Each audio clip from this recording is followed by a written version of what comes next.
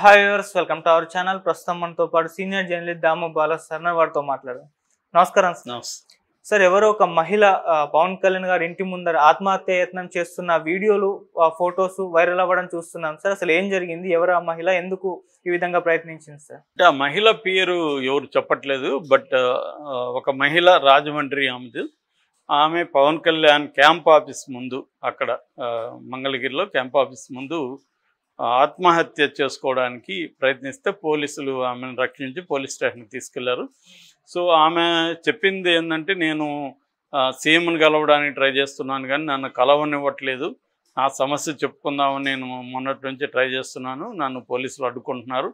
అట్లాగే డిప్యూటీ సీఎంను కూడా కలవడానికి ట్రై చేస్తున్నాను, ఆయన కూడా కలవడానికి నన్ను అలో చేయలేదు. అందుకని నాకు పోలీసుల మీద నమ్మకం లేకుండా ఇలాగ అటెంప్ట్ చేస్తైనా నా సమస్యను వాళ్ళు గుర్తిస్తారని చెప్పి నేను ఈ ప్రయత్నం చేశానని ఆమె చెప్పింది.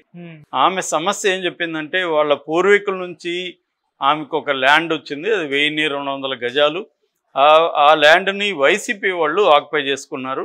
సో వైసీపీ లోకల్గా ఉన్న ఒక కార్పొరేటరు, మహిళా కార్పొరేటర్ సహాయంతో వైసీపీ నాయకులు ఆక్యుపై చేసుకున్నారు. ఈ విషయంగా నేను వైసీపీ పై నాయకుల దగ్గరికి తీసుకెళ్ళాను, పోలీసుల దగ్గరికి తీసుకెళ్ళాను, కానీ నా సమస్యను వాళ్ళు ఎవరు కూడా పరిష్కరించలేదు. అందుకని ఇప్పుడు గవర్నమెంట్ మారింది కాబట్టి నాకు కొంత హోప్ వచ్చింది, మళ్ళీ వీళ్ళేమన్నా నాకు న్యాయం చేస్తారేమని వచ్చానని ఆమె చెప్పింది. మామూలుగా మనం చాలాసార్లు నేను చెప్పాను, వీక్ ల్యాండ్ ఓనర్స్ ఎవరైతే ఉంటారో వాళ్ళకి ఇబ్బందులు ఏ గవర్నమెంట్ ఉన్నా తప్పదు. వైసీపీ కూడా చాలా చోట్ల ల్యాండ్ ఆక్యుపేషన్స్ ఆరోపణలు వాళ్ళ మీద విపరీతంగా ఉన్నాయి. నేను చాలాసార్లు అంటుంటా, మామూలుగా పొలిటికల్ పార్టీలు అన్నీ కూడా ఎసెన్స్లో ఒకటే అని. ఎవడున్నా ఇదే ఫిర్యాదులు ఉంటాయి, వాళ్ళ అధికారంలో ఉన్నప్పుడు వాళ్ళు ఆక్యుపై చేస్తారు. మొన్ననే నేను ఒక విలేజ్ ఏరియాకి వెళ్తే అక్కడ వైసీపీ వాళ్ళు ఎవరెవరు ఆక్యుపై చేసుకున్నారు, ఎలా చేసుకున్నారు అంతా కథలే చెప్తున్నారు. నెక్స్ట్ 5 ఏళ్ళ తర్వాత వెళ్తే మళ్ళీ తెలుగుదేశం వాళ్ళ కర్తలు కూడా ఇలాగే చెప్తారు. ఎందుకంటే మనకి అందరికీ తెలుసు, ఇది ప్రజలకు కూడా ఇన్వాల్వ్మెంట్ ఉంది. ఎందుకంటే ప్రజలు డబ్బులు తీసుకుని ఓట్లేస్తున్నారు. ఆ డబ్బులు తీసుకుని ఓట్లేసినప్పుడు ఎమ్మెల్యే అభ్యర్థి లేకపోతే ఎంపీ అభ్యర్థి ఒక్కొక్క దగ్గర 50 నుంచి 100-150 కోట్లు ఖర్చు పెడుతున్నారు. ఇంత ఖర్చు పెడుతున్నప్పుడు వాళ్ళు ఫర్ ఎగ్జాంపుల్ ఒక ఎమ్మెల్యే అభ్యర్థి 50 కోట్లు ఖర్చు పెట్టి ఎన్నికల్లో గెలిచాడు.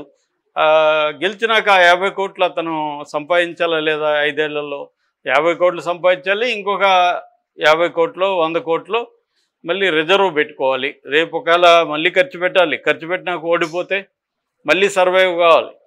ఇప్పుడు గెలిచాడు కాబట్టి మనం ఇతని గురించి మాట్లాడుతూ, ఓడిపోయినాడు కూడా 50 పెట్టుంటాడుగా, వాడి పరిస్థితి ఏంటి?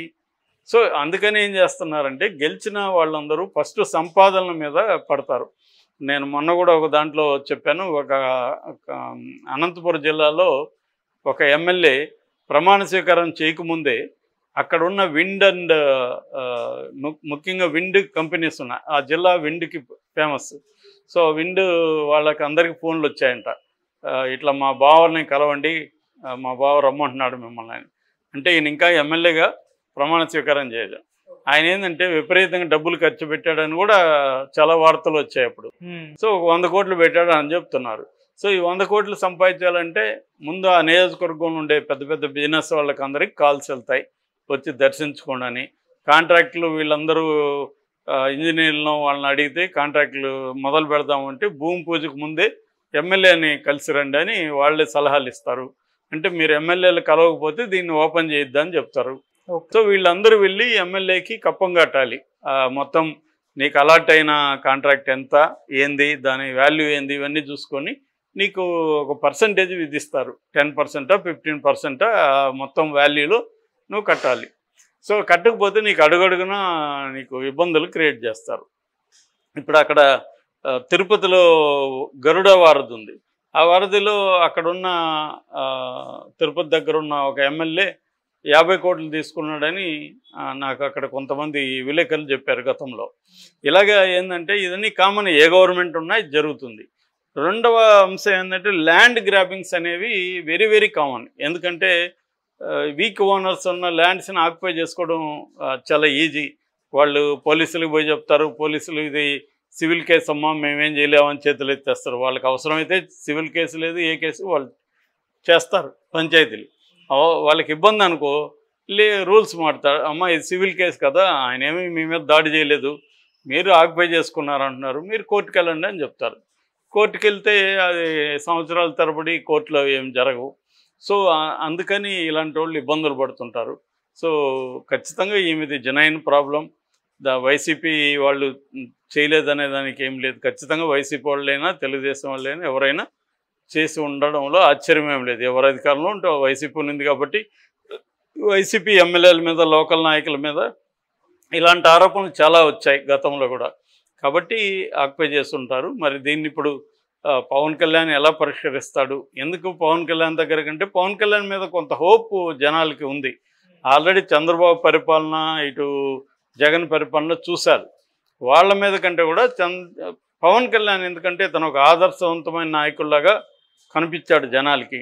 ఈ 5 ఏళ్లలో మరి ఆ ఇమేజ్ నిలబెట్టుకుంటాడా, ఇతను కూడా రెగ్యులర్ పొలిటీషియన్ లాగా జనాల్లోకి తేలిపోతాడా అనేది అతని పని విధానం మీద డిపెండ్ అయింది. ఖచ్చితంగా పవన్ కళ్యాణ్కి హార్డ్ టాస్క్ అనమాట. ఎందుకంటే అంత ఈజీ కాదు.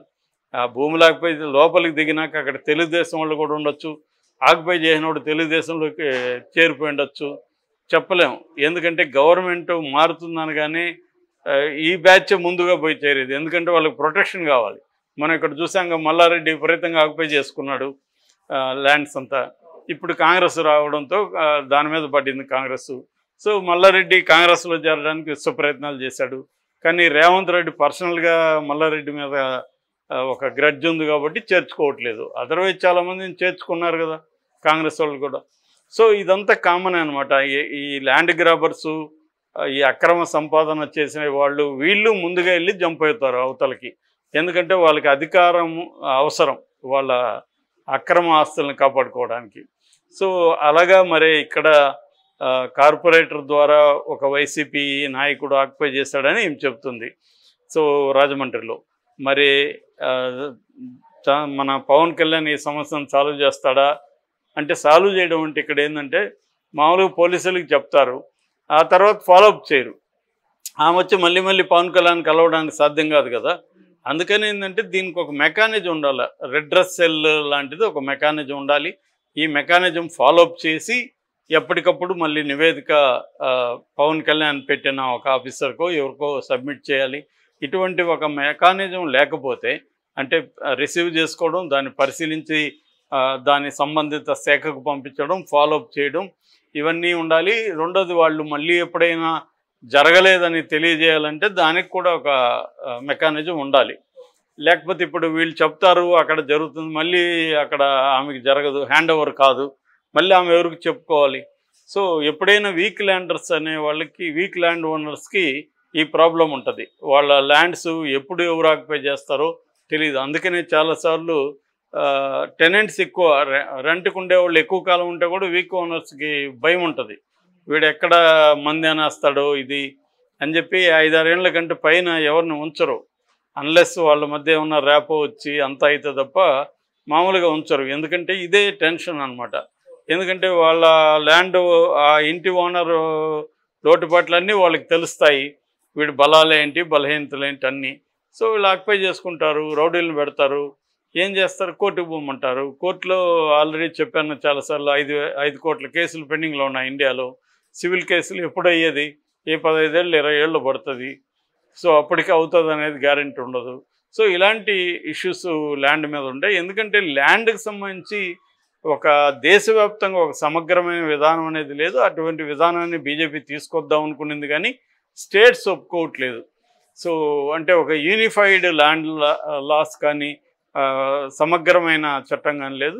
అక్కడ జగన్ ఇంతకుముందు ల్యాండ్ టైటిలింగ్ యాక్ట్ అనేది అది కూడా దేశవ్యాప్తంగా పెట్టాలని మోడీని ప్రపోజ్ చేశాడు. అది జగన్ చేసిన దానికే వన్ ఆఫ్ ద రీజన్స్ ఓడిపోవడానికి జగన్. దాన్ని వీళ్ళు భయపెట్టి జగన్ ఫోటో పెట్టుకోవడం ఇవన్నీ చూసి అదొకటి ఇప్పుడు ల్యాండ్ టైటిలింగ్ యాక్ట్ని రద్దు చేస్తుంది. సో ఇది ల్యాండ్కి సంబంధించి ఇంత గందరగోళం ఉంది కాబట్టి ఆక్యుపేషన్స్ అనేవి వెరీ కామన్. మరి పవన్ కళ్యాణ్ దీన్ని ఎలా పరిష్కరిస్తారు?